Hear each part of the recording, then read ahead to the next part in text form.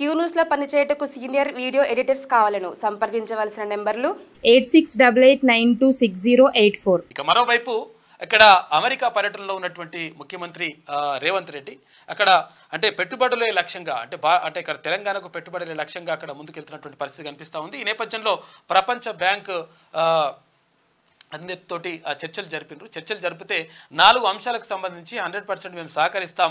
ఇక్కడ మూసీ సుందరీకరణ కానీ, తర్వాత స్కిల్ డెవలప్మెంట్ యూనివర్సిటీకి సంబంధించి కానీ, తర్వాత ఇలా 4 అంశాలకు సంబంధించి 100% సహాయ సహకారాలు అందిస్తామని చెప్పేసి ప్రపంచ బ్యాంకు అక్కడ చెప్పినట్టుగా చూసుకోవచ్చు. ఈ నేపథ్యంలో ఆ చర్చలు మాత్రం సఫలమైనవి. ఒక పెట్టుబడులు మాత్రం వస్తాయని చెప్పేసి ఆశాజనకంగా కనిపిస్తూ ఉంది. ఇక మరోవైపు ప్రాణహిత చేవెళ్లకు సంబంధించి అంటే గతంలో ప్రాణహిత చేవెళ్ల ప్రాజెక్టుని వైఎస్ రాజశేఖర రెడ్డి హయాంలో దాన్ని ప్రారంభించిన తర్వాత 38,000 కోట్ల రూపాయల అంచనాలతో అది స్టార్ట్ అయింది. తర్వాత 10-11,000 కోట్ల రూపాయలు ఖర్చు కూడా పెట్టేసి కాలువల దగ్గర అన్ని రెడీ చేసిండ్రు. అయితే అక్కడ కట్టాల్సినటువంటి ఏదైతే ప్రాణహిత చేవెళ్ల ప్రాజెక్టును కాదని కాళేశ్వరం ప్రాజెక్టు కట్టేసి 1,00,000 కోట్ల రూపాయలు మనం ముంచేసిండు తెలంగాణ ప్రజల్ని.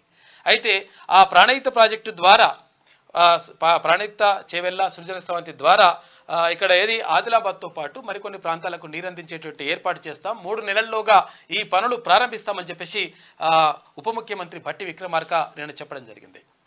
ఇక మరోవైపు మొత్తం మీద జరుగుతున్నటువంటి పరిణామాలు ఇట్లా ఉంటే మరోవైపు 100% అంటే ఇక్కడ ఎవరైతే పేదలు ఉంటారో వాళ్ళకి సహకరించండి, తర్వాత ఎవరైతే ధనవంతులు ఉంటారో వాళ్ళు సహాయ సహకారాలు అందించడానికి రెడీగా ఉండండి అని చెప్పేసి మంత్రి సీతక్క చెప్తా ఉంది. ఎందుకంటే ఉన్నవాళ్ళు 1,000 కోట్లలో ఉంటున్నారు, తర్వాత లేని వాళ్ళు చాలా కడు బీద పరిస్థితుల్లో ఉంటారు. కాబట్టి అట్లా సహాయ సహకారాలు అందించాలని చెప్పేసి అట్లా విజ్ఞప్తి చేస్తూ ఉంది. క్యూ న్యూస్ లో పనిచేయటకు సీనియర్ వీడియో ఎడిటర్స్ కావాలను సంప్రదించవలసిన నెంబర్లు 8688926084.